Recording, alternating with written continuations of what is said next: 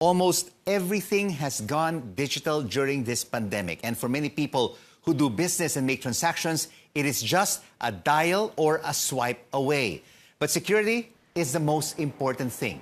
VKey, a software-based digital security firm based in Singapore, found out most apps used for mobile authentication have serious vulnerabilities, even if hardware security is used.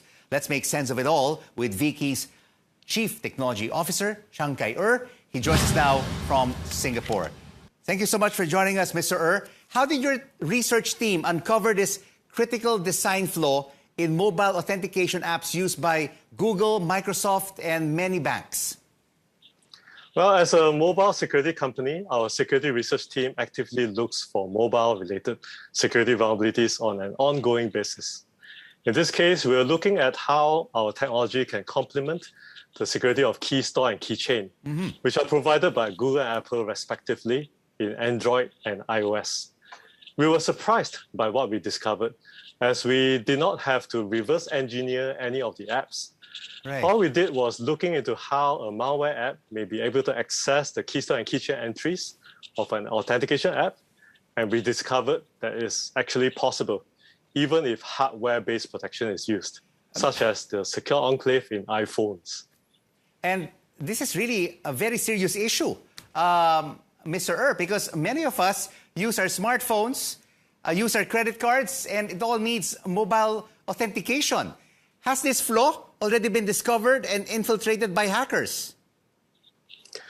Well, it may not be exposed to hackers yet, okay, but it's difficult to tell whether anyone is actually using the flaw. We have not seen any reports of similar attacks so far, but I wouldn't be surprised if someone who has discovered the flaw may have been stealthily making use of it to compromise user accounts. Such attacks can be done stealthily without the user or app developer realizing what happened, because the authentication app doesn't even have to be running. And you have mentioned specifically the likes of Google and Apple and many global banks. Have you spoken to them? Have they done anything to fix it? Have they addressed it at all? Because many of us, not only myself, but millions and hundreds of millions of people use these mobile applications. Well, as a responsible security research team, we have contacted Google and Apple quite a while ago, since the root cause of the flaw lies with key store and keychain. Google and Apple responded that they were ultimately not responsible for what users do to their phones. Apple, in particular, noted that this issue primarily affects jailbroken phones, which they could not be held liable for. This is essentially similar to the position that gun manufacturers have taken when dealing with gun-related deaths. In fact, the trust gap flaw that we have discovered does not only affect authentication apps, it affects any app that has misplaced trust on the security of key store and keychain. But isn't this anticipated, Mr. Er, that these problems will arise? Because you also do mobile authentication software for applications. What makes you think that your own mobile authentication app also has a flaw? Because this is all done by humans.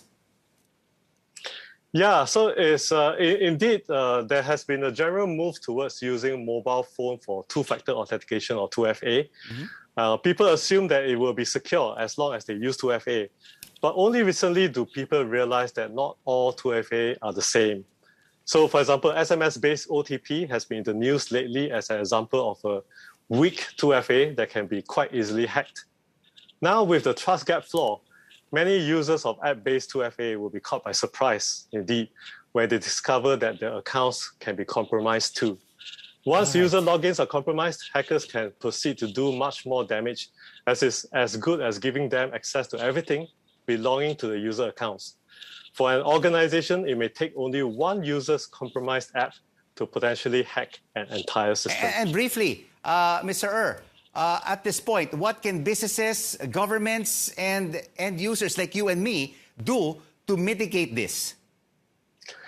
Well, the usual advice of not rooting or jailbreaking your phone still applies. But with lots of spyware and malware that can attain privilege escalation nowadays, users will have to be extra careful about installing apps. I will also urge organizations that use apps that rely on Keystone and Keychain to apply additional layers of security. Well, thank you so much for your insights and for sharing with us the vulnerabilities of mobile app authentication. VK's Chief Technology Officer, Chiang Kai joining us from Singapore.